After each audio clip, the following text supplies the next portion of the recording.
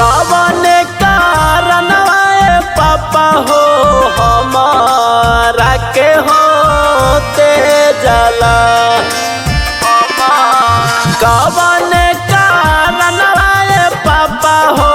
हमारा के होते जला काहे अपना दुलरी हो दिया के दूसर घरवा भेजला काहे अपना दुलरी हो दिया के दूसर घरवा भेजला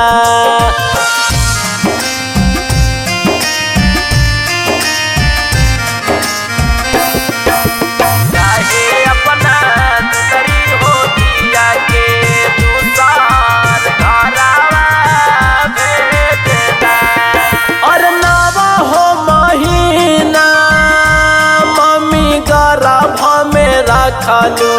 अपना दुलारी धियाला कवन साजिश रचलू नवा हो महीना मम्मी गर्भ में रखलू अपना दुलारी धियाला कवन साजिश रचलू दूसरा के हाथे हो पापा पगा हो धाराइला काहे अपना दुलरी हो दिया के घरा से भेजाइला काहे अपना दुलरी हो दिया के दूसर घरा में भेजाइला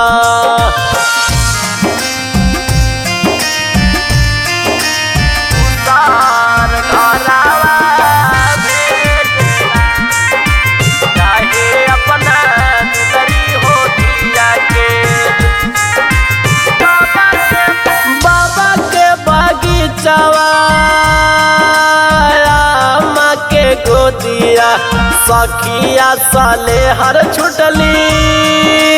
गौवा के कोई लारिया बाबा के बगीचावा हो अम्मा के